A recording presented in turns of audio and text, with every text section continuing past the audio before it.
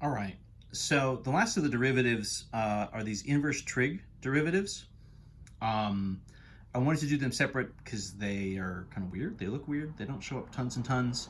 Um, Technically, they exist in the book earlier. We're going to use them in particular in one section later in the course. So I want to make sure we've sort of seen it, been exposed to it, and in theory kind of have it in our toolbox, even if it's not necessarily the kind of thing we're going to use every single day. Just definitionally, right? So if f of x is sine of x, then f inverse of x, right? So this is the sort of reverse function of sine of x.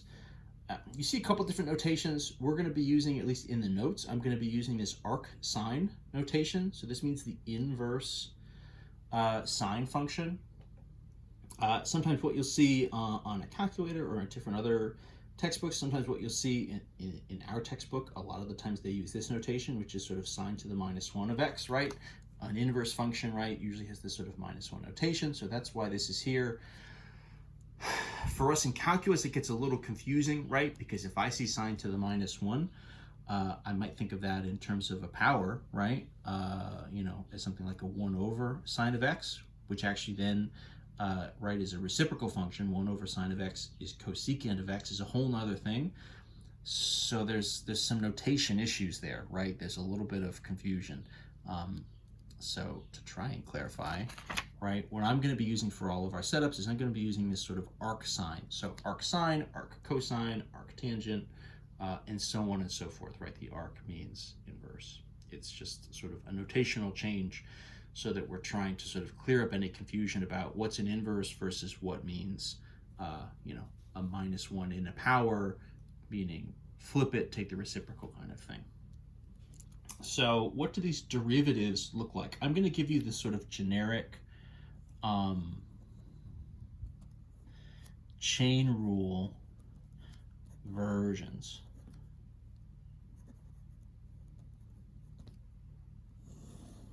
And I think that writing that doesn't really look so great. So I'm going to make sure I write a little bit cleaner for actually putting these things out. So the derivative of, so arc sine, but we'll do this like it's a chain rule. So I'll say arc sine of f of x, right? So that's kind of my generic version. So these have very particular setups. These are not at all what you would expect. What it's going to look like is f prime of x over the square root of 1 minus the quantity f of x squared. So that's just like if you were trying to just think up off the top of your head without actually like trying to do any real like meaningful thinking about it and actually like prove or sort of reason out what's going on here. If you were just trying to sort of make a guess at like what could it be, I don't know, inverse sines, maybe it's got cosecants, or maybe it's got who knows what. This is probably not anywhere near what you would come up with, and yet this is what the derivative is. I'm going to kind of do these in pairs because so arc sine and arc cosine have essentially positive and negative versions of the same thing. It's their derivatives. So the derivative of arc cosine of x is just the negative version of this, negative f prime over the root of 1 minus the quantity f of x squared. So a couple things that are happening here that are very unexpected. So it has a chain rule type thing, right? This sort of f prime of x is part of a chain. In theory, you could write this as 1 over, right, the root of 1 minus quantity f of x squared times f prime of x. I'm kind of combining it into one fraction just to save space. This, root of 1 minus the quantity f of x squared is definitely unusual. This is sort of not what you would expect. It comes out of some, believe it or not, it comes out of some SOHCAHTOA stuff and some Pythagorean theorem kind of stuff, if we get down to it, which we will later on. But in the meantime, we get these things that are just seem extremely random. So arc sine and arc cosine kind of go together. The next pair that goes together is arc tangent and arc cotangent. So arc tangent again, of f of x, right? So we're doing this as a chain rule. So arctangent is a little bit simpler, so it would be f prime over 1 plus quantity f of x squared. So no roots at least, but it still has this fraction kind of form, and then probably what you would guess is the derivative of arc cotangent is just the negative version of that. So negative f prime of x over 1 plus quantity f of x squared. Whoops, I'm sorry, that kind of got out of frame a little bit. These are kind of big. Let me scoot this up so you can see, right? So arctan and arccotan, positive and negative versions of the same thing. In theory, what this means is we'll really kind of end up only looking at half of these, mostly, especially as we get into the Calc 2 stuff where we're doing integrals, right? And we're trying to actually reverse engineer some of these derivatives. If it's positive and negative versions of the same thing, well, then you really only need the positive versions. You can kind of go from there and make it work. Last but not least, arc secant, right? So inverse secant of f of x, and then of course arc cosecant. So arc secant of f of x is the wildest one yet. It has the f prime on top, so at least that is consistent. It's a fraction, so okay, so that's about the same. And then it has the absolute value of the f of x times the root of the quantity f of x squared minus 1. And then arc cosecant is just going to be that whole thing with a negative in front. So that's just like, this seems like a Mad Libs derivative, right? It's like, I don't know, what do you want to put in here? It's like, I don't know, square root, absolute value, little of this, little of that. You want it to be plus 1 or minus 1? Minus 1, probably. Minus 1 just seems a little bit tougher to deal with, so let's do that. So then there's our arc cosecant. So those derivatives, right, those setups, very unique. Again, it comes out of some SOHCAHTOA stuff, but it's a very specific kind of setup that we'll sort of talk through later on. And so part of doing a derivative with these, so let's we're going to do this. Well, I think I got it down. We can set it up.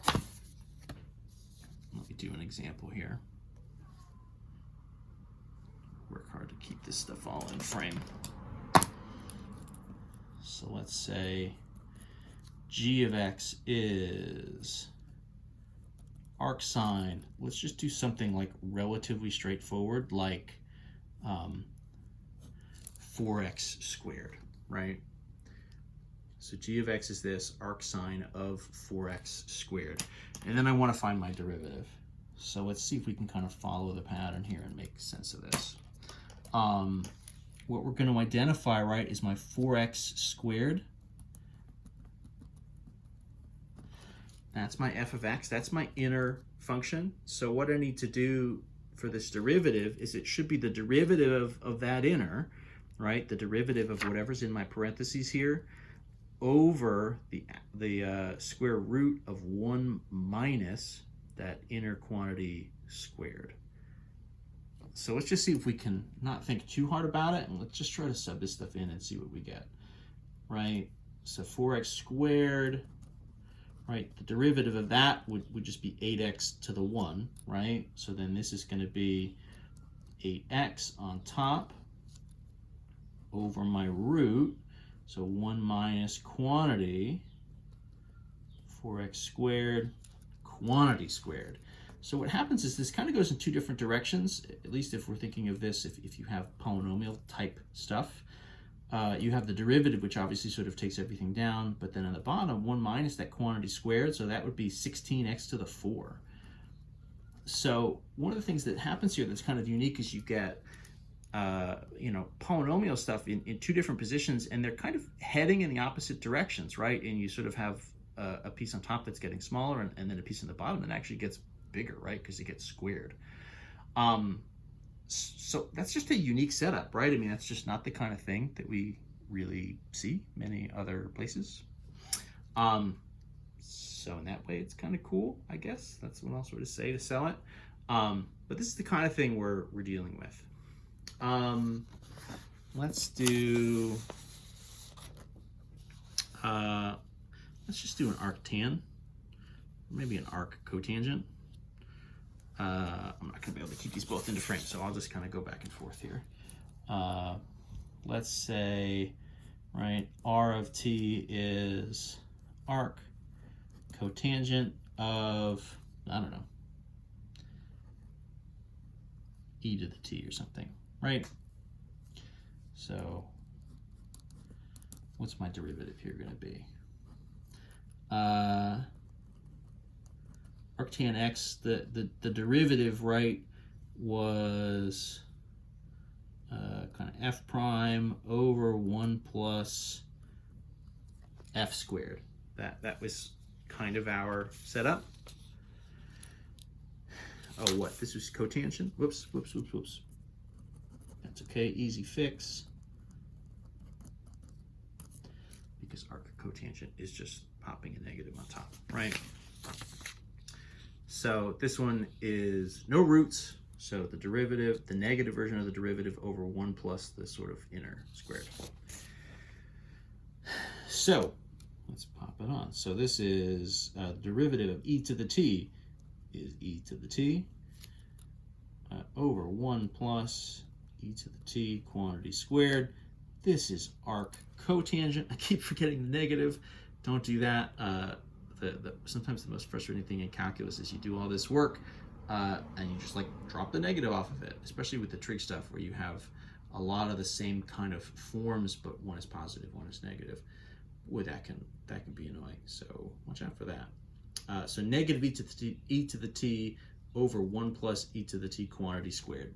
You know, if you want, you could rewrite this. You could call this negative e to the t over, if we do e to the t squared, you could call that 1 plus e, right? 2 times t. Is that better? I don't know. I guess. It seems fine. Depends, again, what we're trying to do. This version kind of makes it a little bit more clear where all the different pieces are coming from. But this is obviously a little bit of a cleaner look.